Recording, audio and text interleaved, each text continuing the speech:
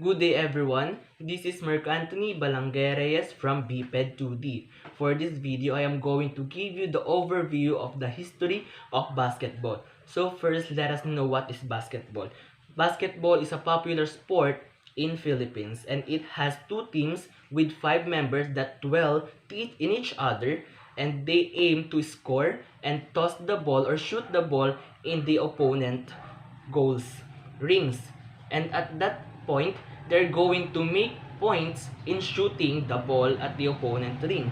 So who invented basketball? Dr. James Naismith, a Canadian of Scottish descent at Springfield College, Massachusetts. So that is where basketball invented, in Springfield College, Massachusetts. So when basketball was invented in the year 1891.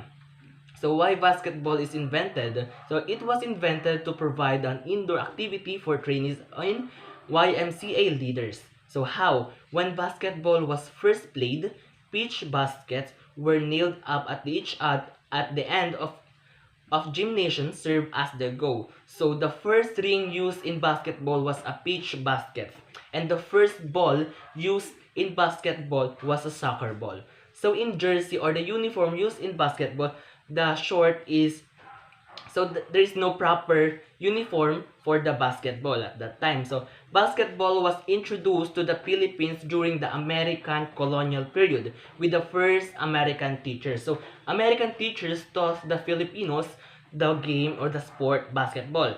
Basketball was first introduced in the Philippines as a woman's sport in the year 1910, and it was played in interscholastic meets in between 1911 to 1913.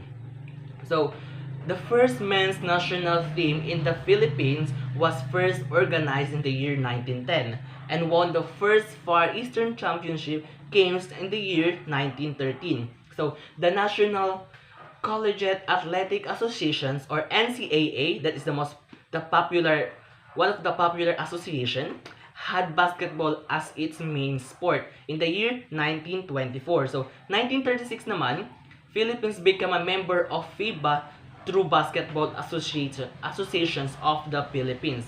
And in the year 1938, the first commercial league was basketball tournament of the Manila Industrial and Commercial Athletic Association, or also known as MICAA. And in 1946, Philippines became an independent. And when it comes in the 1950s, national team did well in international tournaments. Next is 1951, Philippines won gold medal at the Asian Games. And 1962, the Philippine basketball team dominated the Asian Games. And back to the 1954 FIBA World Championships held at Rio de Janeiro, Brazil, and that is where Philippines participated and won bronze medal. So in 1960s, FIBA World Asian Championship was won by the Philippines with Carlos Badion. He is the tournament most valuable player.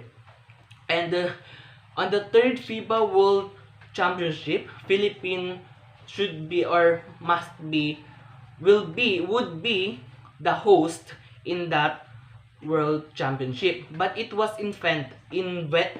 it was suspended because the late President Macapagal Arroyo refused to issue visa to players from communist countries. Yan. Next is in the year 1975.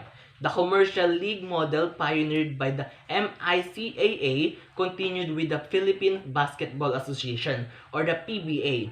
Okay, 1983, PABL, Philippine Amateur Basketball League, was first made or introduced. Next, the PBA was the first professional basketball league in Asia and the second oldest in the world after PBA, after NBA rather. Next is 1978, Philippines hosted the FIBA World Championship, the first international tournament that time held in Asia.